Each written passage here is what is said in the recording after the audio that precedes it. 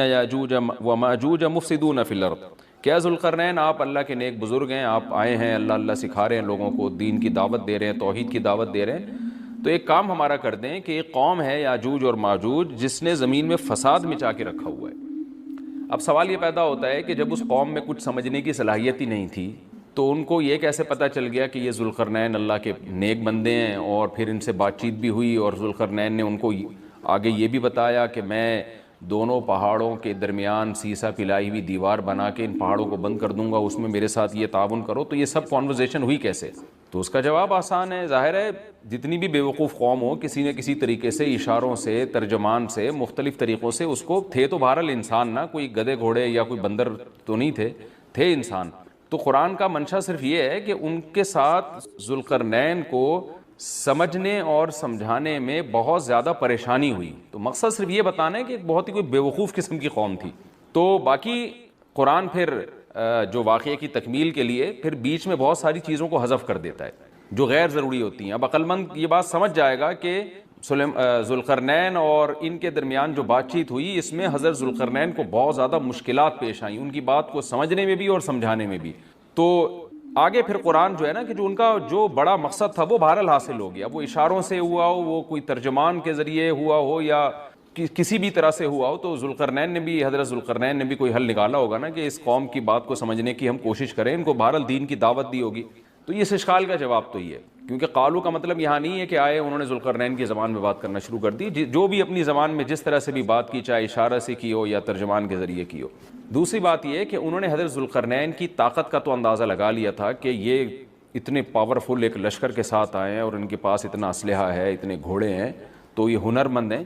اور آگے ریکویسٹ انہوں نے اس لیے بھی کی کہ حضرت ذوالقرنین کی بزرگی کا بھی ان کو اندازہ ہو گیا۔ دیکھیے اللہ تعالیٰ نے انسان کی نیچر ایسی بنائی ہے کہ جو نیک لوگ ہوتے ہیں نا ان کی تقوی اور للہیت کا، ان کی بزرگی کا غیر مسلموں پہ بھی اثر پڑتا ہے۔ ہندوستان میں علماء بتاتے ہیں کہ ہندو مسلمان بزرگوں کے پاس آیا کرتے تھے دعا کرانے کے لیے، اب بھی آتے ہیں۔ انڈیا کے بعض علماء نے ہمیں بتایا کہ ہمارے پاس ہندو بھی آتے ہیں اور کہتے ہیں ہمارے لیے دعا کریں اللہ تعالیٰ سے، کیونکہ ایک لاشعوری طور پر انسان کے ذہن میں یہ بات ہوتی ہے کہ بھئی یہ اللہ والا آدمی ہے۔ جیسے یوسف علیہ السلام جب جیل میں تھے تو غیر مسلم یوسف علیہ السلام کے پاس آئے اور کہنے لگے کہ آپ ہمیں خواب کی تعبیر بتائیں۔ اب سوال پیدا ہوتا ہے کہ بھئی وہ تو غیر مسلم تھے اور یوسف علیہ السلام نمازی پرہیزگار تھے، تو غیر مسلموں کو کیسے اندازہ ہو گیا کہ یہ خواب کی تعبیر بتائیں گے؟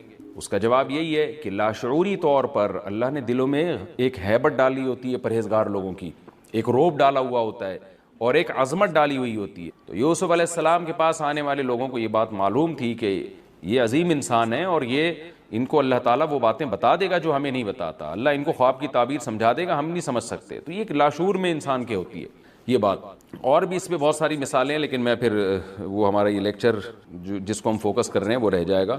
تو ذوالقرنین کے ساتھ بھی یہی ہوا کہ وہ قوم جنگلی وحشی قسم کی تھی، لیکن ان کو طاقت کا بھی اندازہ ہو گیا اور بزرگی کا بھی اندازہ ہو گیا۔ پھر آ کے انہوں نے درخواست کی۔ طرز عمل سے یہ لگتا ہے کہ وہ قوم بھی مسلمان ہو گئی تھی، یعنی بغیر لڑائی کے اور بغیر کسی مناظرے بازی کے ذوالقرنین کا مذہب اس قوم نے بھی قبول کر لیا۔ تو کیا کہنے لگی حضرت ذوالقرنین سے، بھئی آپ ہمارا ایک کام کر دیں، آپ اتنے پاورفل آدمی ہیں، ان یاجوج و ماجوج مفسدون فی الارض، یاجوج ماجوج ایک قوم ہے جس نے زمین میں فساد مچا کے رکھا ہوا ہے، آئے دن قتل و غارت کرتے ہیں وہ اور ہمارے پاس ان سے لڑنے کی طاقت نہیں ہے۔ فَهَلْ نَجْعَلُ لَكَ خَرْجًا، کیا ہم آپ کے لیے خرچ بنا سکتے ہیں؟ کچھ اجرت، خرچ کہتے ہیں، خراج کا لفظ آپ نے سنا ہوگا، ٹیکس کو یا اجرت کو، تو ہم آپ کو کمیشن دیں گے اس کا، ہمارے پاس پیسہ بہت ہے، وسائل بہت ہیں، لیکن وہ ٹیکنالوجی ہمارے پاس نہیں ہے جو آپ کے پاس ہے۔ تو ہم دیکھ رہے ہیں آپ کو اللہ نے ایک بڑی قوت اور طاقت دی ہے، تو پیسہ ہمارے پاس بہت ہے، ہم آپ کو اس کی اجرت دیں گے۔ آپ نے یہ کرنا ہے کہ علا، اس بات پر ہم آپ کو اجرت دیں گے، تجعل بیننا و بینہم سدا، کہ آپ ہمارے اور ان کے درمیان ایک آڑ بنا دیں، ایک دیوار بنا دیں، کیونکہ بہت بڑی دیوار بنانی پڑے گی اور پہاڑوں کو کہ اس خلا کو ختم کرنا پڑے گا۔ وہ قوم آ کے ہم پہ حملے کرتی ہے اور ہمارا بہت نقصان کرتی ہے، تو آپ ایک ایسی آڑ بنا دیں جو ہمارے بس میں نہیں ہے۔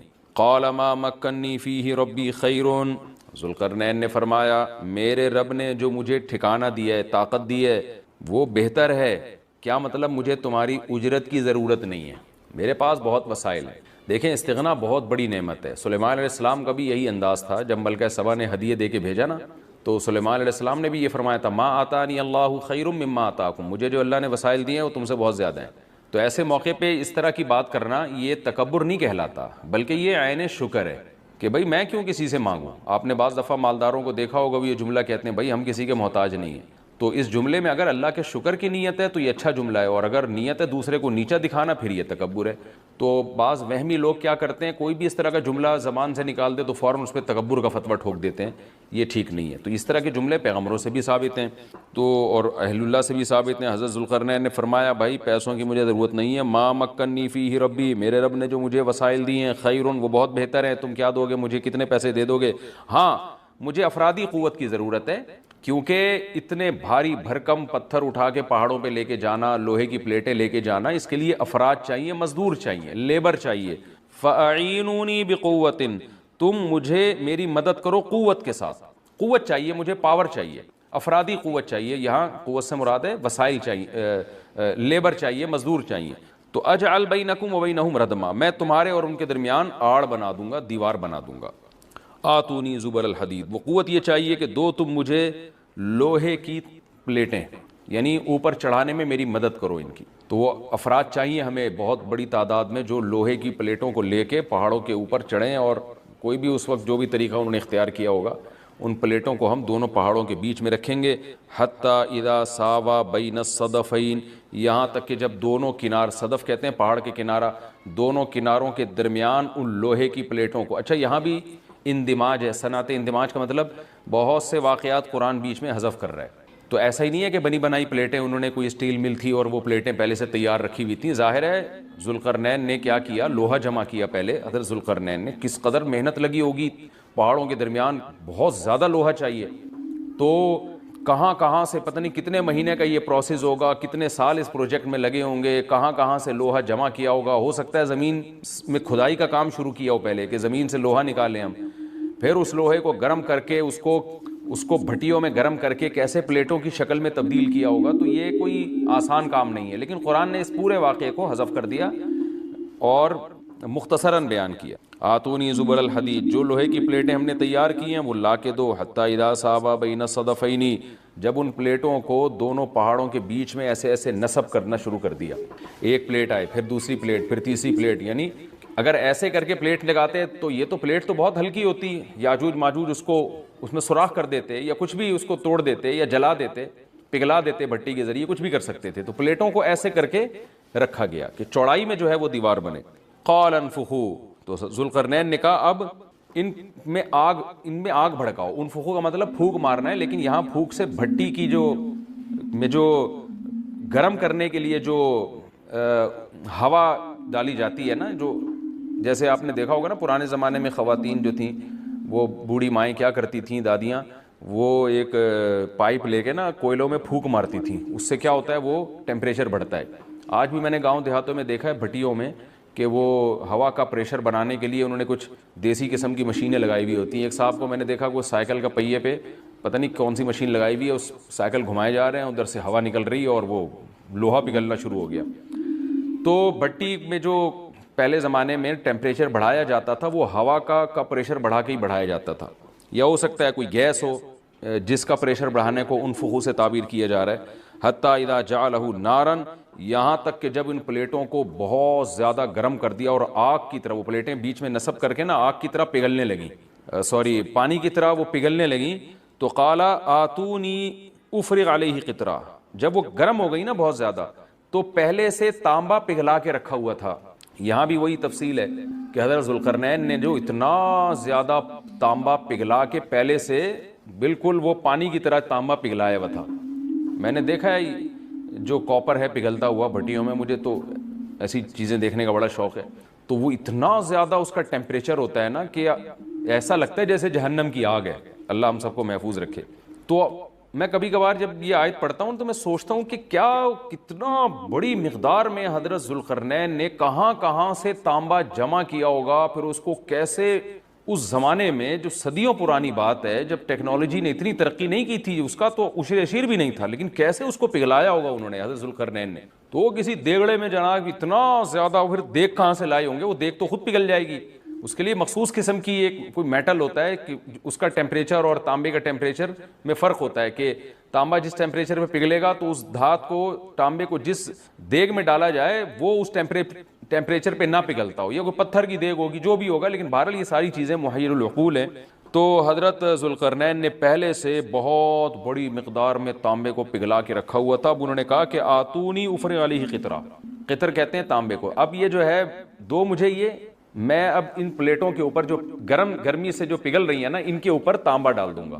یعنی تانبا ڈالنے کا مقصد کیا تھا کہ دونوں پلیٹوں کے درمیان جو خلا ہے وہ پر ہو جائے، اور پلیٹوں کو پگھلانے کا مقصد یہ تھا کہ پلیٹیں اور تانبا آپس میں مکس ہو جائیں، ایک یکجان ہو جائیں وہ. کیونکہ جب ایک چیز گرم کر کے دوسری گرم چیز کے ساتھ ملائی جاتی ہے نا، تو وہ اس کے اجزاء ایک دوسرے میں داخل ہو جاتے ہیں اور وہ بالکل یکجان ہو جاتا ہے. تو آتونی افرغ علیہ قطرہ، دو مجھے یہ تانبا، میں اس کے اوپر انڈیل دوں گا. تو وہ دیگیں تانبے کی پگھلا کے پہاڑوں پہ چڑھایا گیا ان دیگوں کو، اور پھر وہ لوہے کی پلیٹوں کے بیچ میں جو خلا تھا نا، ان خلا میں وہ تانبے کا جو پگھلا ہوا تانبا تھا پانی کی شکل میں، اس پگھلے ہوئے تانبے کو ڈال دیا گیا. تو وہ یکجان ہو کر ایک بہت مضبوط آہنی دیوار بن گئی. فَمَا اسْطَاعُوا أَن يَظْهَرُوهُ، اب یاجوج ماجوج میں اس کی استطاعت نہیں رہی کہ اس پہ چڑھ سکیں. وَمَا اسْتَطَاعُوا لَهُ نَقْبًا، اور اس دیوار میں نقب کی استطاعت بھی نہیں رہی. کتنا لمبا سوراخ کریں گے اس کو کھود کے، یہ بھی ان کے لیے ممکن نہیں رہا. جب اتنا زبردست پروجیکٹ چند مہینوں میں یا چند سالوں میں مکمل ہوا، یا چند دنوں میں، اس کی حقیقت اللہ ہی جانتا ہے، لیکن یہ بہت بڑا پروجیکٹ تھا، بہت ایک شاندار کام تھا، جو شاید اس زمانے میں بہت مشکل ہو. تو اس زمانے میں آپ سوچیں کہ کتنا مشکل ہوگا. لیکن ذوالقرنین نے جب اس پروجیکٹ کو مکمل کیا، قال ھذا رحمۃ من ربی، وہی بات، تکبر نہیں کیا کہ میرا کمال ہے، دیکھا اور پھر شو بازی شروع کی. نا نا نا نا نا، ھذا رحمۃ من ربی، یہ میری رب کی طرف سے رحمت ہے. دیکھیں سلیمان علیہ السلام بھی یہی الفاظ تھے نا جب تخت سامنے آ گیا، ھذا من فضل ربی، یہ میرے رب کا فضل ہے. تو انبیاء اور نیک لوگ، اللہ ان سے جب بھی کوئی عجیب کام لیتا ہے تو فوراً اللہ کی طرف نسبت کرتے ہیں. پھر وہ دنیا کی بے ثباتی بھی دکھاتے ہیں کہ انہی چیزوں میں پڑھ کے نہ رہ جانا. فوراً ذوالقرنین نے کیا کہا، فَإِذَا جَاءَ وَعْدُ رَبِّي، جب میرے رب کا وعدہ آئے گا نا، جَعَلَهُ دَكَّا، اللہ اس کو توڑ تاڑ دے گا. مطلب یہ دنیا کی ترقی ہے، یہ ہے فنا ہونے والی، دل لگانے کی چیز نہیں ہے. تو ایسا نہ ہو کہ اس سے دل لگانا شروع کر دو اور اسی میں بس کے رہ جاؤ اور اللہ کو بھول جاؤ اور اپنی ترقیوں پہ ناز کرنا شروع کر دو. فَإِذَا جَاءَ وَعْدُ رَبِّي، جب میرے رب کا وعدہ آئے گا، جَعَلَهُ دَكَّا، اسے توڑ تاڑ کے برابر کر دے گا. وَكَانَ وَعْدُ رَبِّي حَقًّا، اور میرے رب کا وعدہ سچا ہے. وعدے سے مراد کیا ہے؟ دونوں مراد ہو سکتے ہیں، یا تو قیامت مراد ہو سکتی ہے کہ قیامت میں سب چیزیں ہی ٹوٹ جائیں گی، یا جو احادیث میں آیا ہے کہ جب یاجوج ماجوج قرب قیامت میں ظاہر ہوں گے تو وہ دیوار ختم ہو جائے گی، یا تو وہ مراد ہے. وَتَرَكْنَا بَعْضَهُمْ يَوْمَئِذٍ يَمُوجُ فِي بَعْضٍ، اور ہم ان میں سے بعض کو، یعنی جو یاجوج ماجوج ہیں، ان میں سے بعض کو، یومئذ، جس دن ایسا ہوگا، جس دن اللہ کا وعدہ آئے گا اور یہ دیوار ٹوٹے گی، یموج فی بعض، ہم ان کو ایسا کر دیں گے کہ یہ ایک دوسرے میں گھس رہے ہوں گے. یہ مضمون احادیث میں آیا ہے. دیکھیں قرآن میں اور احادیث صحیحہ میں جو یاجوج ماجوج اور اس دیوار کا ہمیں ملتا ہے نا، میں صرف اس کو آپ کے سامنے بیان کروں گا. باقی اس بارے میں ڈیٹیل میں آپ جائیں گے تو بہت کچھ آپ کو انٹرنیٹ پہ بھی مل جائے گا، مفسرین کی کتابوں میں بھی مل جائے گا، اور لوگوں کی اپنی اپنی تحقیقات ہیں، اپنے اپنے تبصرے ہیں. نہ میں ان تبصروں کو صحیح کہہ رہا ہوں نہ غلط کہہ رہا ہوں، کتابیں بھری ہوئی ہیں، وہ آپ جائیں پڑھیں اس کو. لیکن جتنی بات قرآن سے اور صحیح احادیث سے یاجوج ماجوج کے بارے میں ثابت ہوتی ہے، میں صرف اس کو آپ کے سامنے ابھی پیش کر رہا ہوں. پہلا عقیدہ تو یہ ثابت ہوتا ہے کہ یاجوج ماجوج ایک قوم ہے، انسان ہیں، وہ کوئی انسانوں کے علاوہ کوئی الگ مخلوق نہیں ہے، لیکن ہیں بڑے فسادی. دوسری بات، یہ بہت قدیم ہے. ذوالقرنین جب گئے تو اس سے پہلے کی یہ قوم ہے اور زمین میں پہلے سے فساد مچا رہی ہے، لیکن بہت زیادہ ان کی کثرت نہیں تھی جتنی کثرت قرب قیامت میں ہوگی، کیونکہ نسل ان کی بہت تیزی کے ساتھ بڑھ رہی ہے. تیسری بات یہ ہے کہ اللہ نے ان کو دنیا کے کسی حصے میں رکھ کے چھپا دیا ہے. چھپایا اس لیے ہے کہ ان کے ظاہر ہونے کا ایک ٹائم ہے، اور وہ ہے حضرت عیسیٰ علیہ السلام کا دور. حضرت عیسیٰ ابن مریم کے دور میں یاجوج ماجوج ظاہر ہوں گے. تو اسی کو آپ چوتھا پوائنٹ بھی کہہ سکتے ہیں. تیسرا پوائنٹ کیا ہو گیا کہ ان کو چھپا دیا گیا ہے. لہذا یہ جو لوگ کہتے ہیں نا یاجوج ماجوج دریافت ہو گئے فلاں جگہ ہے فلاں جگہ ہے، تو بھائی ہمیں جب ایک چیز چھپا دی گئی ہے اور ایک ٹائم بتا دیا گیا ہے کہ اس ٹائم پہ ظاہر ہوں گے، تو اس سے پہلے وہ دریافت ہو ہی نہیں سکتے. پہلے دریافت ہو گئے تو اس کا مطلب نبی صلی اللہ علیہ وسلم کی گویا پیش گوئی غلط ہو گئی. تو جو جس کا ٹائم ہے اسی ٹائم پہ وہ ظاہر ہوں گے. چوتھی بات میں نے جیسے بتائی کہ حضرت عیسیٰ علیہ الصلوۃ والسلام کے دور میں وہ ظاہر ہوں گے. پانچویں بات، صحیح حدیث سے یہ بات ثابت ہے کہ یاجوج ماجوج وہ جو دیوار بنی تھی اس کو چاٹتے رہتے ہیں، ختم کرتے ہیں. اب چاٹنا کا جو لفظ حدیث میں ہے اس سے مراد زبان سے چاٹنا بھی ہو سکتا ہے، اور یہ